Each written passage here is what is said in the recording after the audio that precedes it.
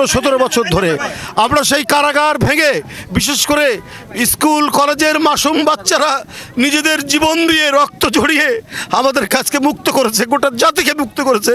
আমি আজকে সেই সমস্ত মাসুম বাচ্চা, স্কুল কলেজের সে সমস্ত ছাত্রছাত্রীদের যাদের শহীদি আত্মত্যাগের মধ্যে দিয়ে আজকে গোটা জাতি মুক্তি লাভ করেছে এক ভয়ঙ্কর ফ্যাসিবাদ থেকে, সেই সব শহীদদের প্রতি আমার গভীর শ্রদ্ধা জানাচ্ছি।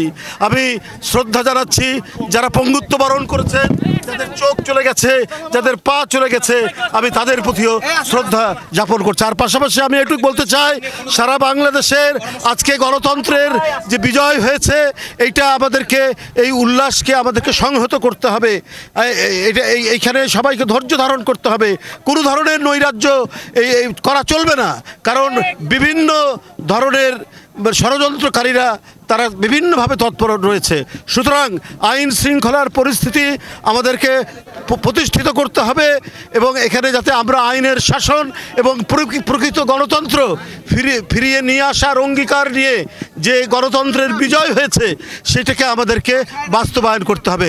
তাই আমি সবাইকে বলবো, তারা শান্তিপূর্ণভাবে তাদের যে আনন্দ উল্লাস সেইটা তারা মনের মধ্যে ধারণ করবে, কিন্তু কোনো জায়গায় যেন বিশৃঙ্খলা না হয়, কোনো জায়গায় যেন কোনো ধরনের সাধারণ মানুষ কষ্ট না পায়, সেইটা সবাইকে আজকে দেখতে হবে। অনেক ধন্যবাদ।